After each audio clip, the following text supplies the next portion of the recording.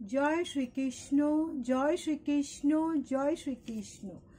जय राधा रानी की जय, जय सिया रामचंद्र की जय, जय वैष्णो माता की जय, जय खाटू श्याम की जय, जय श्रीमद् भगवद गीता की जय, जय कुरुक्षेत्र সেই মাটির জয়।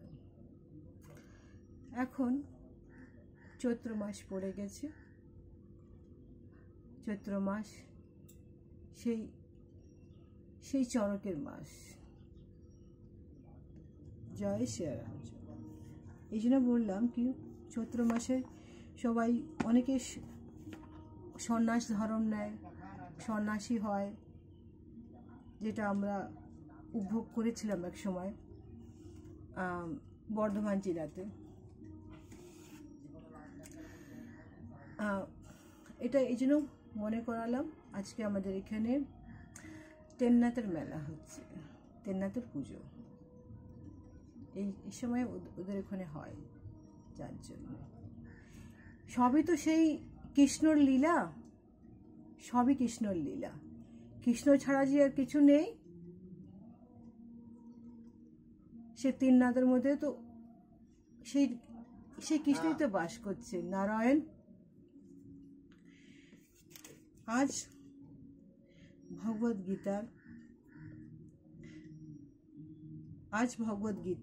ভগবদ গীতার চতুর্থ অধ্যায় জ্ঞান যোগ শ্লোক 15 পাঠ করছি।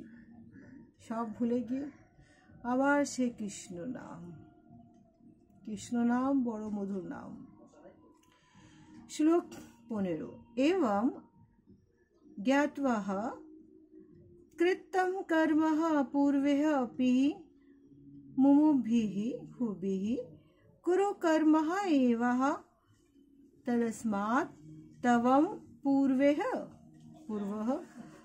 पूर्वोत्तरं कृतम्। अनुवाद प्राचीन काले এখানে শ্রী কৃষ্ণ অর্জুনকে আটটু জ্ঞান দিয়ে বলছেন কি হে পার্থ, প্রাচীনকালে সমস্ত মুক্ত পুরুষরা আমার অপ্রাকৃতিক তত্ত্ব অবগত হয়ে কর্ম করেছেন। অতএব তুমিও সেই প্রাচীন মহাজনদের পদাঙ্ক অনুসরণ করে তোমার কর্তব্য সম্পাদন করো। এখানে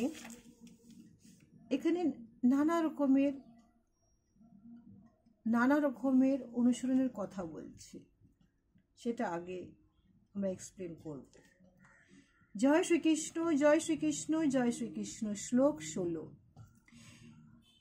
কিং কর্মঃ কিং অকর্মঃ ইতি কব্যঃ अपि अत्रः मोहितः ततः ते कर्म प्रवक्ष्यामि यतः ज्ञात्वा मोक्षस्य शुभते।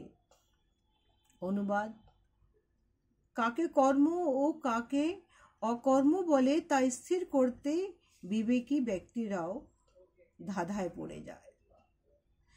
আমি সেই কর্ম বিষয়ে তোমাকে উপদেশ করব, তুমি তা অবগত হয়ে সমস্ত অশুভ অবস্থা থেকে মুক্ত হবে। এখানে ভগবান বলছেন কি হে অর্জুন, তুমি জ্ঞানী মহাজনের পদাঙ্ক অনুসরণ করো, কৃষ্ণ ভাবনাময় কর্ম করো। এটার মানে হচ্ছে এটা, যেটা ভগবান নিজেই ভগবত তত্ত্বজ্ঞান সর্বপ্রথম সূর্যদেব বিশ্ববানকে দিয়েছিলেন।